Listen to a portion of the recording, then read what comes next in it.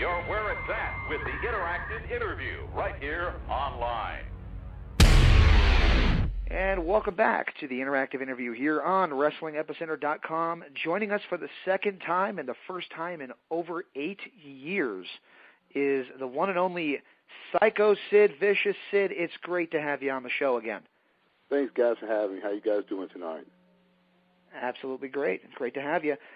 So basically, let's start out kind of where we left off last time, and I know it's probably old news now, but how's the leg doing? Leg's doing really good, guys. Thank you very much. I mean, right now it's probably the best it's ever been. So it's been, it's good. I guess that be just simple, but thanks for asking. I'm glad to hear that. And you know, you're active, you're doing a lot of stuff on the indie scene. But we'll talk a little bit about that in a little bit. But first, the movie's out now. It's on DVD. It's called River of Darkness. You're in it with a series of other wrestlers. You got Kurt Angle, one of the star roles. Kevin Nash is one of your partners in crime, and we even got Glacier in there. So it's a pretty wrestling cast. Well, you know, the guys that when you know what that is called, guys. It's called casting. You know, you get in an independent scene like that. And I'm not trying to put myself over, but an independent film. Me and people like Kevin Nash and Kurt Angle, those are big names. And so that's, you know, it gives you a little what's called star power or validity or something like that. Absolutely. And, you know, I watched the movie, and, you know, it's an interesting movie, a different take on a kind of horror movie, and I kind of enjoyed it. It was pretty interesting out there. You know, what about the script appealed to you to make you jump at this one? Well, I'll be honest with you guys. The guy called me. They just had asked me if I wanted to do it. Well, it wasn't a script. I'll be honest, I never read the script. I only think I had one line in it. I did read through it and see what the premises was, but it was basically, you know, rather, you know, again, just an independent film with low budget. But the thing is, what impressed me was how professional it was. You know, I've done some big scale movies down to movies that we just done out of the back of a trailer, you know. Yeah. I've done a film before, guys, where we never left the property, and it looked like we were riding down highways. I mean gravel roads and stuff like that, and we never moved the vehicle more than 10 feet. So you can make believe a lot of things, but they had a good casting. They had a lot of good scenes, and they went, you know, like for instance, location. And if you're not into film, which, you know, most people watch this and you guys show is not, they're into wrestling, but if you're into film, casting and location and things like that make a big difference in a film, and that's what these guys offered. You know, and you know, it's like doing a movie, guys. You put all these things together and somewhat rolling the dice too.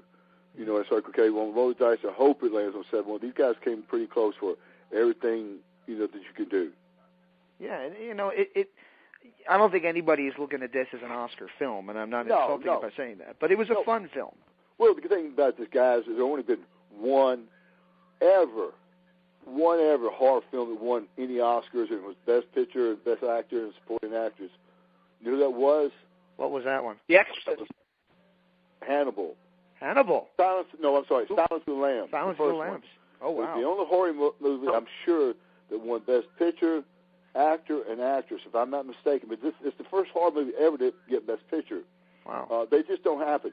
Now, what that little film did sort of bring to, you know, you have to be a cult horror person, you know, enthusiast to realize this, but in one of those scenes, me and Kevin Nash and the other guy that helped us was also another mummy or another zombie from the dead. Mm-hmm. There was a scene where we killed an old man that was in a boat. Yes, right. Well, that old man was, if you guys ever saw The Night of the Living Dead. Oh, yeah. Okay. Mm-hmm. You remember the first scene where the brother gets killed in the graveyard by the zombie, the first zombie? Uh-huh. Okay.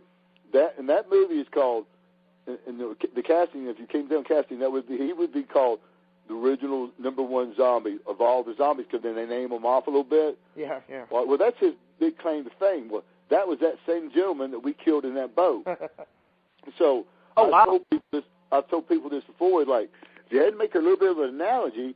And for me, I don't know about you guys, but I'm a big-time horror person and a big-time comedy fan. I like, both. And I like some, of course, I like the big westerns, and I like anything that's good, but I love horror movies. And now, I know the Night of the Living Dead, and I know about the culture of it, how controversial it was at the time. There was a black guy leading, ended up slapping a white lady in the thing. Hope I don't get in trouble for saying that. But anyway, this gentleman was the guy, original Zombie. So if you are, and that become one of the most cult classic horror films of all time. Oh, yeah. It shows all the time now, like the Turner Classic or something. Or so, if you were a cult horror classic enthusiast, you'd have to say, I got to play baseball with Babe Ruth. Right. I mean, honestly. So that, I'm sure a lot of people that did that film that was on site aren't going to feel the same way I do. But that's what and that was probably the most. The thing I felt like the coolest and the most. I got to meet that guy, or in the film industry, I got to kill him. So I got to kill the original Zombie. So wow, that was cool too. And then again, that goes to casting. Those guys got that guy, the other guy that was our partner in that deal. I can't remember his name, but he was in Mothman Prophecies, which I know nothing about. I've heard of the show. Right. He was one of the people in that. But no, it was a really fun show, a movie to do. It was, it showed that you guys were having some fun with it, and I wish that you would have maybe gotten some more speaking lines in it, but I kind of guess for the character you were playing, speaking a whole lot wouldn't have made a lot of sense. Guys, if I would have spoke too much in that movie, I would have killed the movie. I mean, I think no. They think that's the thing about when. And I have read a bunch of scripts. When you get down to the lines, guys, a lot of times the speaking is just, hey you, what's going on over there? They're not always those big 2-paragraph or 3-page, deals. Right. But no, I've done that movie and the movie I did with all those guys from WCW, Get Ready to Rumble. I think I said like one syllable, if I'm not mistaken, or maybe something. I mumbled something. Yeah. But that's the thing is, unless you're in the main role of that. And, matter of fact, and I'll give you an example. A film that we did, an independent film called Stranded. Right. You can find it. I can't think of the guy's name that produces. I know Ron McLaren out of Gainesville, Georgia. Right. It was 30 minutes short. And the deal was I portrayed a character that's sort of like a Boo Riley character to Kill a Mockingbird. I never said a word. But I was the main character in the whole movie. Now, to me, that was challenging. Right. Of course, you guys aren't into film, but if you ever go into film and go through a film school or acting school, one of the movies that they always try to make everyone do is called 12 Angry Men. You remember that movie? Yes. Yeah. I've seen that movie, yes. That's a great movie. That movie never got out of that room. Did you know that? Wow. Yep. That was it was all about the 12 jurors making a decision, right? And that how they brought up, they made you feel the temperature of that rain, the heat, everything. It was like, man, you felt them guys smothering in there. Mm-hmm. Did you know what I'm trying to get? That's why that movie got over like that. Right.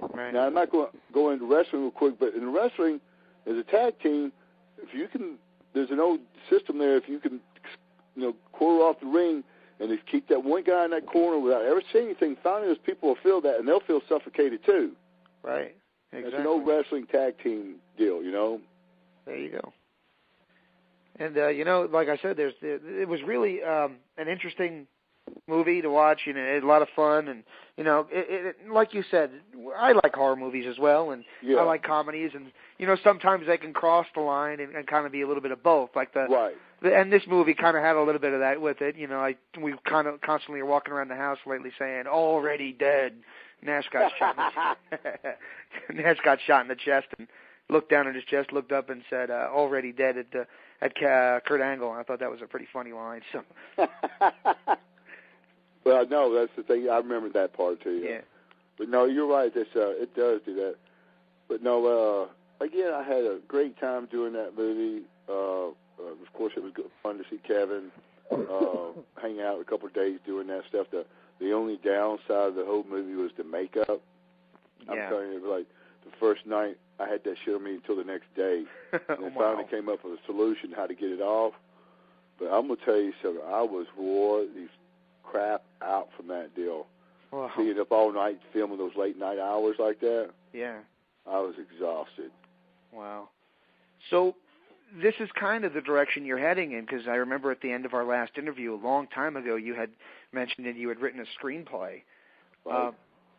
So, I mean, is this kind of the direction you want to go in? Man, guys, since I talked to y'all, I did, I think, 3 movies last year. I did a documentary.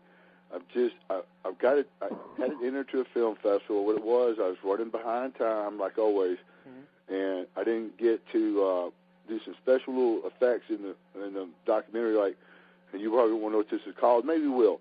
It's called fonts, and when it's like if I showed a picture of you in there, I would say your name and age or something like that, or something to give people like an identity. I didn't do those little things, and for a 15-minute short, you need to do those things to make it more personal. Right. I could have, because I still had a minute or so to go. I could add another interview, so I'm gonna brush it up. I'm thinking about changing the title of it. I call it, the first one is called. I'm calling it right now. F is for Fun, and what it's about is a documentary on hometown wrestling in this area here where there is no cussing. Wow. And sort of, guys, for me, and this is what film will teach you. It's taught me this, and this is something I had a passion for once I learned about the wrestling business and started finding out about film and creating, scenes and movies and stuff like that. I forgot what I was saying there. I'm getting ready for this contest. I'm down to 247. My memory goes. Right. No, what was I saying there about? You were talking about your F is for Fun. The F is for Fun. Now, I've been told by my guy who helps, my editor and the guy who helps me write all these things, he said I used the wrong title because F is for Fun. For me, I'm trying to tell, I want someone like you to say, what do you think F is for Fun means, guys? Oh, yeah, maybe. Come on, tell me. Probably not what you're intending, but yeah. Right. No, F is for Fun means that. F is, in this film, F is for fun. There is no fuck word in there. There you go. You know what I mean? Yeah. The word fuck's not said in here, so that's what I'm saying. I got it, but nobody else got it. Oh, so this time, J is for jerk, for Sid. I was a jerk for naming that. So what I'm going to call it is the promotion or something. Yeah. That way, film people will view it. Will maybe, hey, I want to see that. I guess the title just didn't catch people, but I thought it would be something because. You know what? Most people when they think wrestling, they probably would think federation. There you go. Well, that was something they said too, guys. But federation and promotion, and I just didn't use one of those. Those are strong names. I just wanted someone to say, "Hey, man, F is for fun."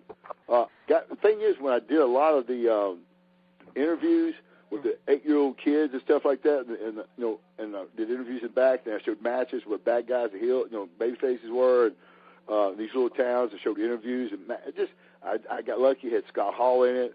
Had my kid play Lord Humongous. Oh wow! And had a lot of the local guys in this area. I used the firemen, ET squad to put me out on an ambulance and stuff like that. Just all kinds of things, guys. It's really, I used some things that were used in the movie Psycho, where I rushed a lot of the scenes to make it mean more. Like, for instance, when the girl got stabbed, they made it go a lot faster. And like in 30 seconds, instead of getting stabbed 10 times, she could get stabbed 20 times. Wow. By speeding up the thing. So when Scott Hall would come to the ring because he was so slow, I'd speed it up. Not kidding, but not kidding. But I've never told him that yet. But no, he came out and stayed with me for a while to help me film that thing. Wow. And got him, and I got my kid, and I got myself in for independent films. I got some star power right there. There you go.